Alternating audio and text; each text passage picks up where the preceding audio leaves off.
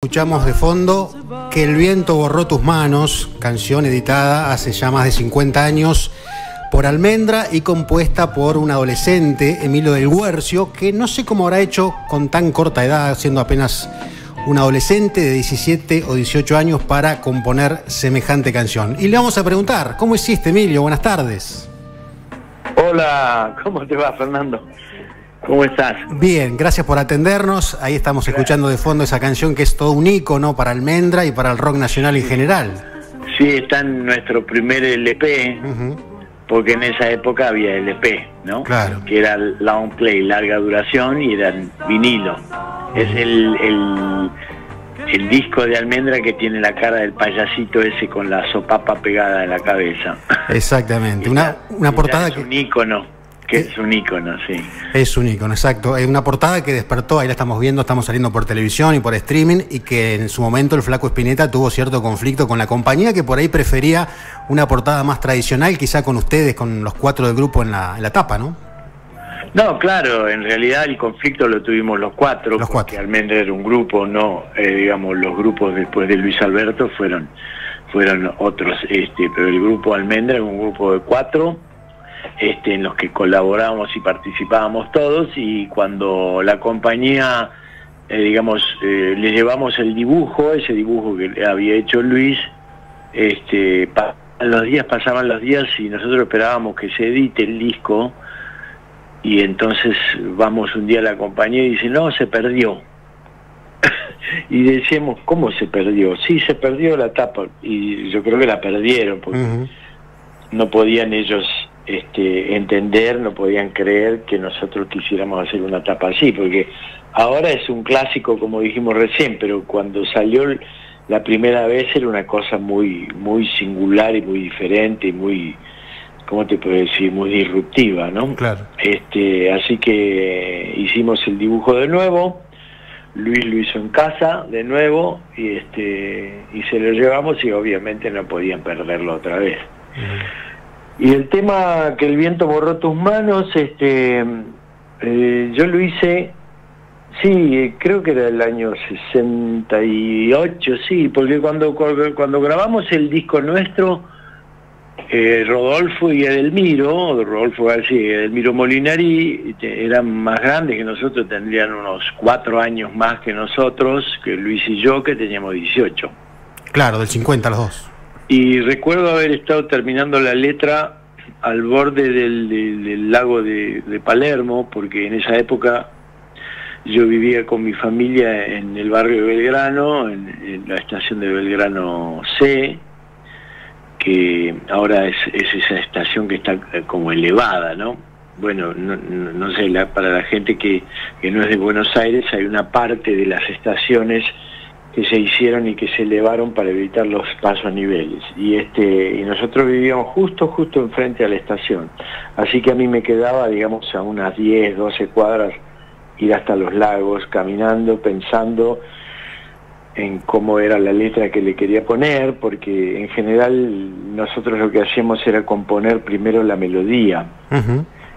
Por varios motivos. Primero porque nos salía más, era más sencillo para nosotros, pero por otra parte porque, y lo sigo haciendo ahora, ¿no? Porque me parece que la música implica o tiene o viene con una sustancia de mayor sensualidad, y eso le da una, ¿cómo te puedo decir?, un envase a lo que luego será la letra o el texto o la poesía. En cambio, si vos componés sobre un texto que ya está escrito, la sintaxis te obliga a generar una música muy determinada, ¿no? Muy acorde a eso, claro.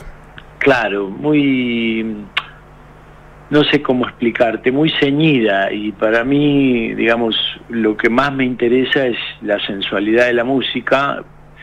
Por supuesto que yo trabajo sobre las letras muchísimo, siempre lo hice y con los años lo hice mucho más. Pero siempre componemos con la melodía primero. Entonces yo iba caminando hacia los lados de Palermo pensando en qué letra le iba a poner. Sin embargo, no habla de una chica en especial. Eso te iba a preguntar. Claro, habla como, ¿cómo podría decir?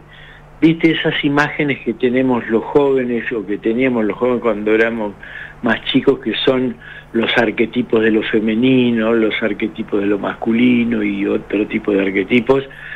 Bueno, y está referida, digamos, a una cierta mujer, a una mujer con una imagen idealizada, ¿no? El otro día lo llamábamos a Black Amaya y nos contaba un poco de lo que eran esos ensayos en la mítica Casa del Flaco en calle Arribeños, con Pescado Rabioso, pero más que nada era una casa de almendra esa, ¿no? ¿Qué te acordás de aquellos ensayos? Nosotros ensayamos ahí muchos años. Claro. O sea, la gente sabe que estuvimos corto tiempo, digamos, tocando y grabando y eso, pero ensayamos desde hace un tiempo atrás. Y bueno, y Luis y yo nos juntábamos ya desde chicos, cuando estábamos en el colegio secundario, a tocar a dúo y todo eso, así que le intrusamos la sala del living lo usurparon, claro, a los viejos de Luis, que estuvieron divinos, imagínate, porque muchas veces yo hago este comentario. Una cosa es hacer un concierto, que empieza y termina, y otra cosa es ensayar una canción durante horas y horas, un fragmento de la canción que no sabes, o querés que volver a practicarla, o querés repasar a ver si es ese el acorde que va, o si es esa la línea de bajo, o el ritmo de la batería, y eso implica que el que está fuera del ensayo, en este caso los viejos de Luis, se les quemaba la oreja, ¿viste? Claro. Así que en ese sentido fueron unos santos los viejos de Luis, ¿no? Sí, sí. Emilio, en algún momento Charly García, refiriéndose a las bandas de finales de los 60, de comienzos de los 70, que coincide con la época de Almendra, decía que había un montón de bandas, pero que todas estaban un par de escalones abajo de lo que era Almendra, que era lo máximo. Imagino que fue uno de los mejores elogios que podés haber recibido de un grande como Charly, y preguntarte, modestia aparte, si desde adentro también sentían un poco eso.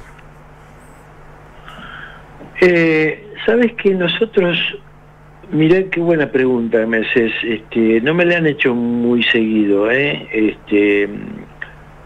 nosotros no estábamos en un plan de comparación y de competencia, ¿sabes? Uh-huh. Queríamos, por supuesto que sabíamos que había otros grupos, como Manal, que era un grupo precioso que a nosotros nos encantaba, y sobre todo porque era una música muy diferente a la nuestra, o como Los Gatos, ¿viste? O Bogday, pero nosotros estábamos muy concentrados en nuestro trabajo. Lo que sí sabíamos que queríamos hacer algo de mucha calidad, y en algunos momentos sí sentíamos que estábamos lográndolo, pero no comparándonos a ver si éramos mejores que otros, ¿no?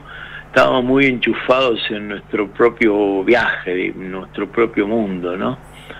De hecho éramos muchachos del barrio de Núñez Belgrano. Uh-huh.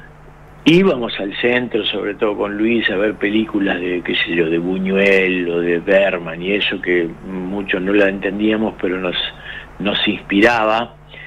Pero no éramos gente, muchachos del centro de la ciudad. Fuimos después, ya un poquito, un año, 2 años después, cuando ya empezamos a tocar con Almendra, pero al principio estábamos muy en el barrio nosotros. Uh-huh. Así que no estábamos en situación de comparándonos con otros grupos y eso, ¿no? Uh-huh. Estamos hablando con Emilio del Guercio, bajista de Almendra. Emilio, siendo músico de esa época en Argentina, la referencia inevitable era los Beatles. He escuchado notas tuyas que los has tenido como referente, también, bueno, Charly, el Flaco Spinetta. ¿Qué otros grupos o solistas tenías como referencia? Bueno, también nos gustaba, déjame pensar, lo del grupo Procol Harum, King Crimson, qué sé yo,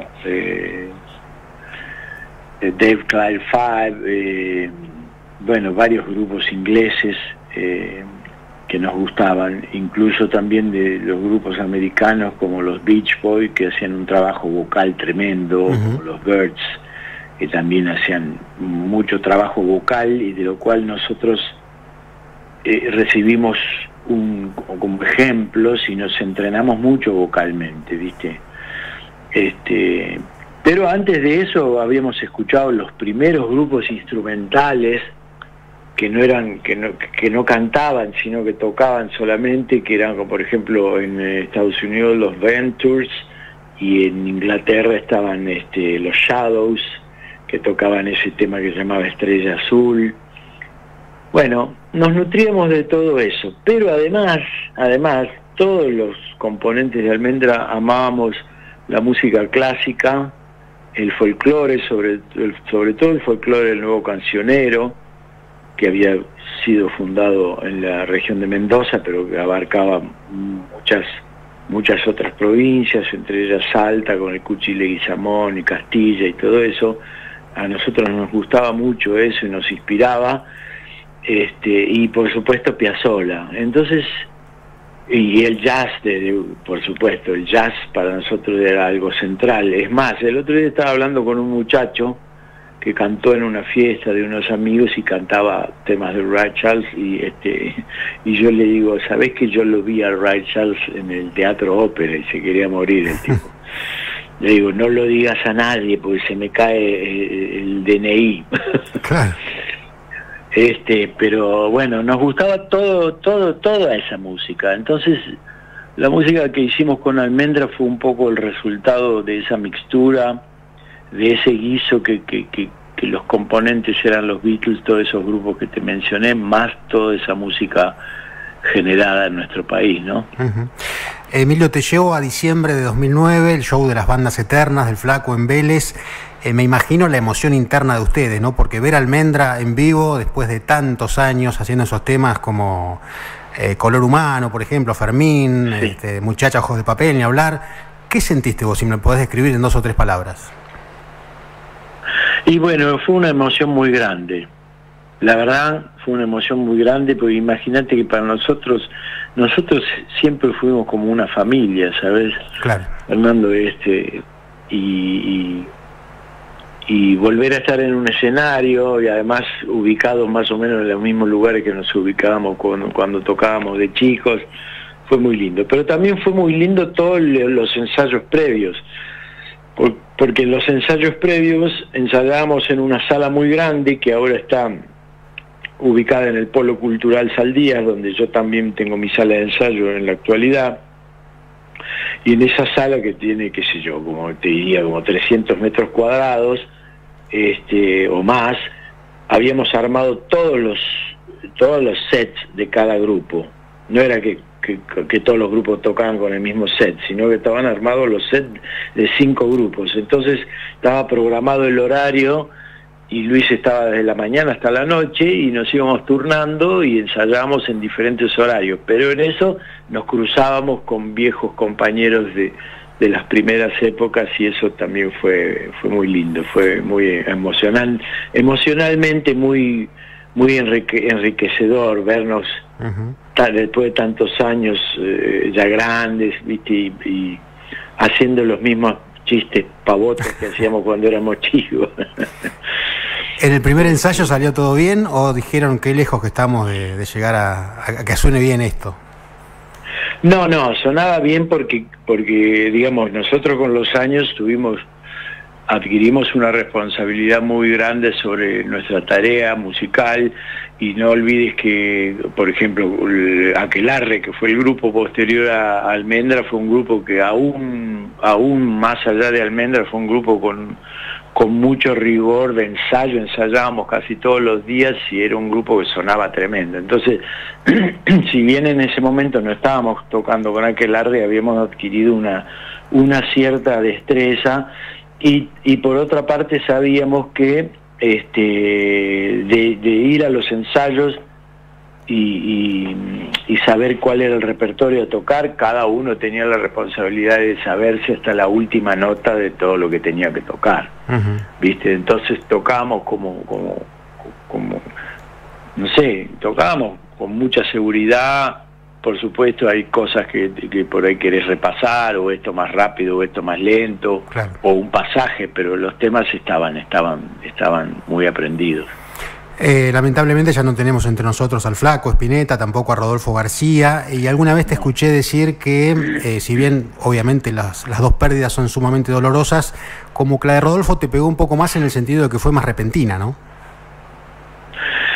Sí, bueno, lo de Luis más o menos también, pero duró un tiempo y ya la verdad es que yo pensé que Luis iba a zafar, porque Delmiro había tenido lo mismo y se curó, ¿viste? Entonces pero bueno, fueron pasando los meses y cada vez se puso peor y ya nos dimos cuenta que no había marcha atrás. Pero lo de Rodolfo fue a partir de un ACV, ¿viste? Tuvo un ACV y no salió de ahí, o sea, tuvo 2 días como en una especie de coma, y no salió, lamentablemente, ¿viste? Entonces eso sí fue un golpe muy, muy, muy repentino y sorpresivo. Yo me acuerdo que estaba en Córdoba, porque yo tengo una casa en Córdoba también, que terminé de hacerla en estos tiempos, en estos días, y me llamó un amigo, un músico amigo que toca conmigo en mi banda, que es Dani Ferrón, y me dejó un mensaje a las 5 de la mañana, y yo dije, uy, acá qué pasó, a las 5 de la mañana, y cuando lo llamé me dio la noticia de que Luis Rodolfo había tenido el ACV, así que fue tremendo para nosotros. ¿Se juntaban los Almendra cada cuánto? En los 90, cuando ya no eran banda, digo, ¿se reunían a comer un asado, a tocar algo? Cada tanto sí. A veces no todos juntos, sino uno, Luis con Rodo, o yo iba también a Luis que hacía pizzas, o bueno, sí, nos hemos juntado. Sí, no con muchísima regularidad, pero eso es como, viste, esos amigos de toda la vida que tenés, que por ahí lo viste una sola vez en el año y es como que lo viste ayer, ¿viste? Claro. Así que teníamos esa relación y esa frecuencia, ¿no? Y hoy con Edelmiro Molinari, veía mucho más seguido era Rodolfo, porque bueno, Rodolfo fue pareja de mi hermana, o sea que fuimos de alguna manera familia, y nos veíamos un poquito más seguido por las actividades que teníamos relacionadas con la cultura, con la gestión de la cultura y todo eso, ¿no? Y te preguntaba hoy con Edelmiro Molinari si tenés un vínculo estrecho. Bueno, ahora Edelmiro hace rato que no lo veo. Por supuesto, sí, el vínculo es fraternal, ¿viste? Pero ahora hace rato que no lo veo.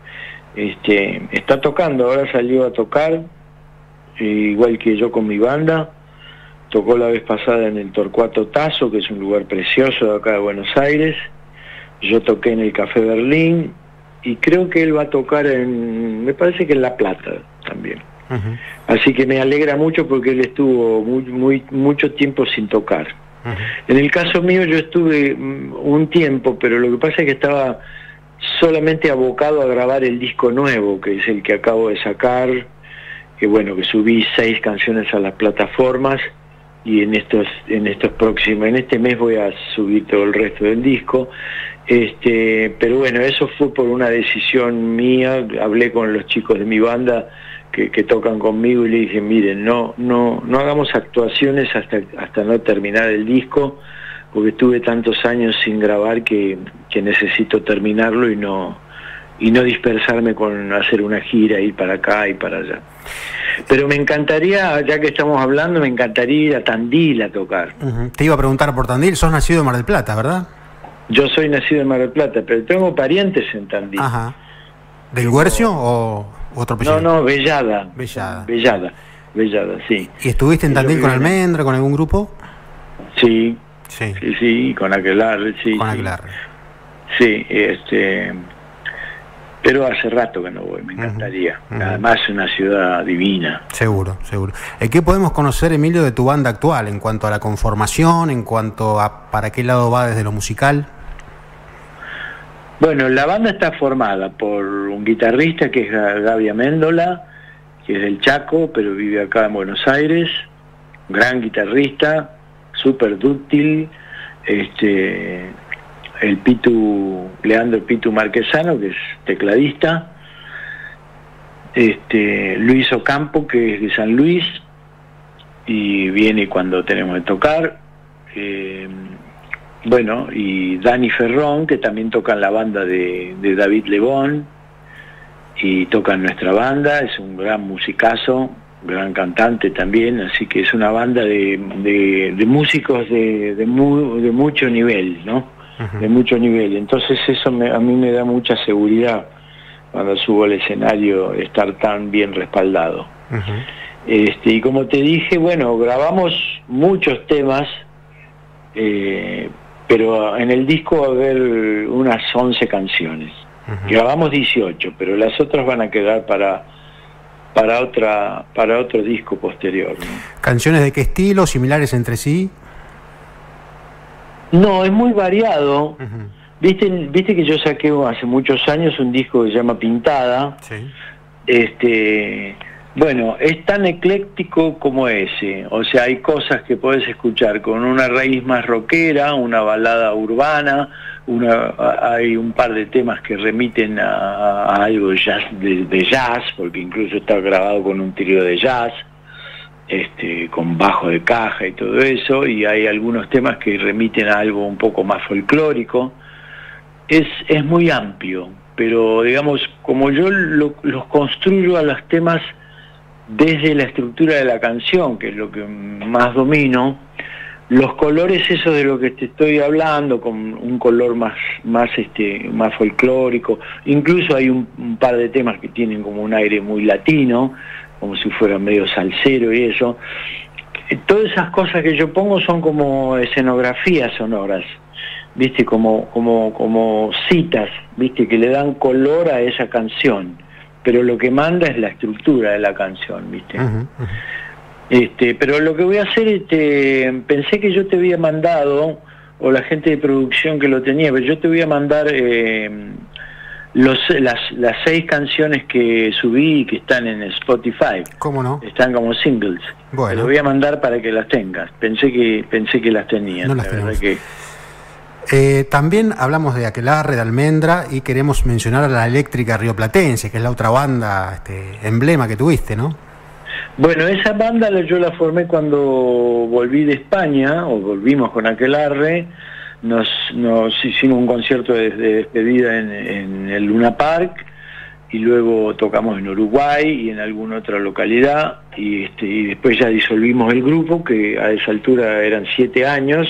Los últimos 3 años de Aquelarre los vivimos en España. Y bueno, a mi regreso yo ya tenía como otro tipo de música en la cabeza.